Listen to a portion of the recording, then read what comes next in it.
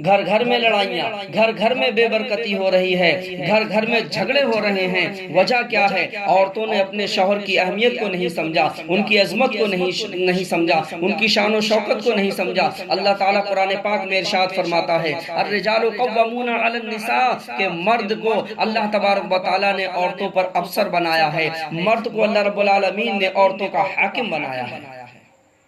مرد کو بہت بڑی شان عطا فرمائی ہے۔ اللہ کے پیارے رسول صلی اللہ تعالیٰ علیہ وسلم نے ارشاد فرمایا کہ اگر میں اللہ کے علاوہ کسی کو سجدے کا حکم دیتا، یعنی اگر میں کسی کو یہ حکم دیتا کہ اللہ کے علاوہ کسی کو سجدہ کرو، تو پہلے عورتوں کو حکم دیتا کہ وہ اپنے شوہروں کو سجدہ کریں۔ اس سے معلوم ہوا کہ عورتوں کی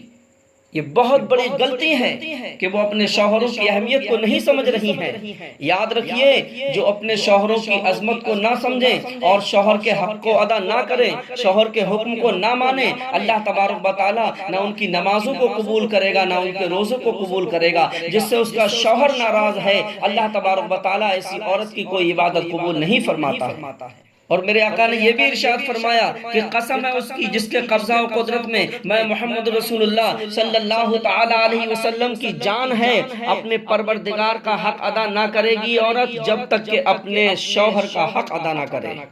میرے آقا صلی اللہ تعالی علیہ وسلم نے ارشاد فرمایا کہ عورت پر سب سے زیادہ حق اس کے شوہر کا ہے اور مرد پر سب سے زیادہ حق اس کی ماں کا ہے۔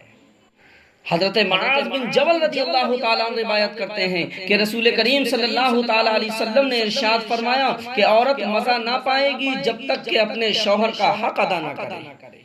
یاد رکھو میری ماں و بہنوں، اللہ تبارک و تعالیٰ نے شوہروں کو بیویوں پر حاکم بنایا ہے اور اسے بہت بڑی عظمت اور فضیلت اور بزرگی دی ہے۔ اس لیے ہر عورت پر فرض ہے، لازم ہے کہ وہ اپنے شوہر کے حکم کو مانے اور خوشی خوشی اپنے شوہر کی ہر حکم کی تابعداری کرے۔ اور یاد رکھو، شوہر کو اگر خوش رکھو گی تو اللہ خوش ہو جائے گا، اور شوہر کو ناراض رکھو گی تو اللہ رب العالمین بھی ناراض رہے گا۔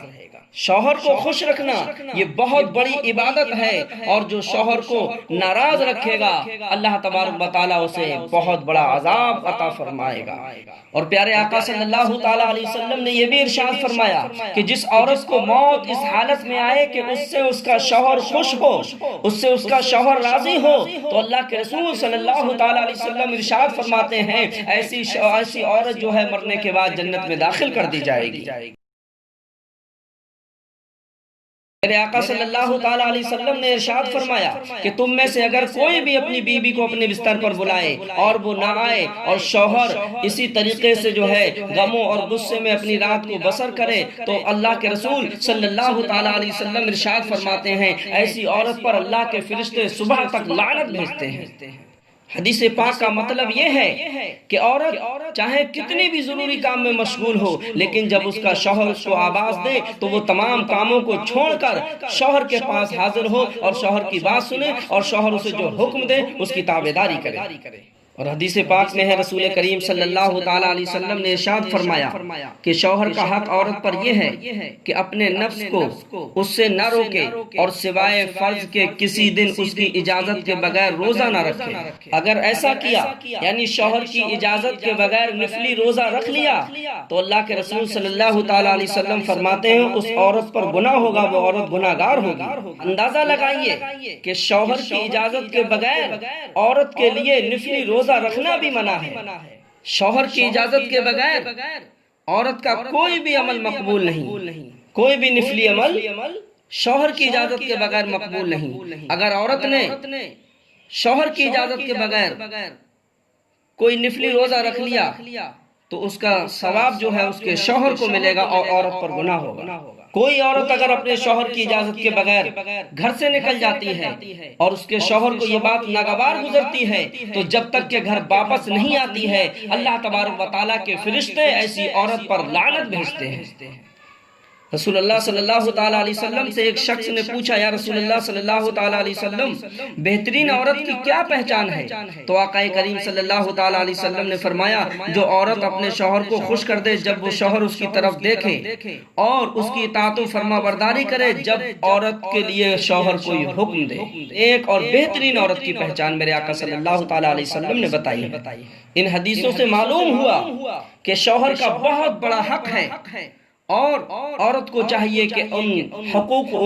کو ادا کرے اور شوہر کی فرما برداری کرے، شوہر جو حکم دے اس کی تابعداری کرے۔ اگر عورت اپنے شوہر کے حقوق کو ادا نہیں کرتی ہے، اس کی فرما برداری نہیں کرتی ہے، تو مرد اگر چاہے تو ایسی عورت کا خرچہ پانی بھی روک سکتا ہے۔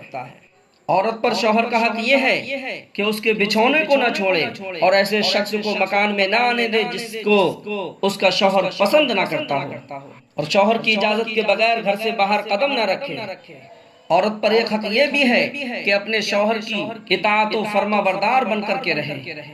عورت پر مرد کا حق یہ بھی ہے کہ کوئی ایسا کام نہ کرے جو اس کے شوہر کو پسند نہ آتا ہو۔ عورت کو لازم ہے کہ مکان، سامان اور اپنے بدن، کپڑوں کی صفائی ستھرائی کا خاص طور پر خیال رکھے، پھوہڑ اور میلی کچیلی بن کر کے نہ پھرے، بلکہ بناؤ سنگار کے ساتھ رہے تاکہ جب اس کا شوہر اس کی طرف دیکھے تو اسے دیکھ کر کے خوش ہو جائے۔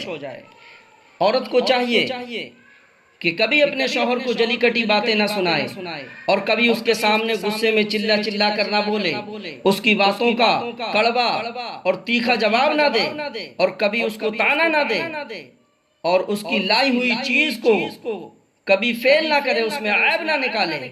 شوہر کو اور اس کے مکان کو اور اس مکان کے جو سامان موجود ہے اس کو کبھی حقیر نہ سمجھے۔ آقا کریم صلی اللہ تعالیٰ علیہ وسلم نے شب معراج جب جہنم کو ملاحظہ فرمایا تو نبی کریم صلی اللہ تعالیٰ علیہ وسلم فرماتے ہیں میں نے جہنم میں اکثر عورتوں کو دیکھا ہے، اور اس کی وجہ یہ ہے کہ عورتیں اللہ تبارک و تعالیٰ کی بھی زیادہ نافرمانی کرتی ہیں اور شوہروں کی نافرمانی کرتی ہیں، غیبت اور چغلی میں بہت زیادہ آگے بڑھ کر کے رہتی ہیں۔ میری بہنوں، میری ماؤں، ذرا غور کرو، اللہ تبارک و تعالیٰ کے نافرمانی والے کام کر کے اگر زندگی گزار کر کے اگر جاؤ گی تو اللہ رب العالمین کو کیا منہ دکھاؤ گی؟ شوہر کی نافرمانی کر کے اگر اللہ کی بارگاہ میں حاضر ہوگی تو اللہ کو کیا جواب دو گی؟ اللہ رب العالمین اس عورت سے راضی ہوتا ہے جو عورت اپنے شوہر کو راضی رکھتی ہے، اور اللہ تبارک و تعالیٰ اس عورت سے ناخوش ہوتا ہے جو اپنے شوہر کو ناخوش رکھتی ہے۔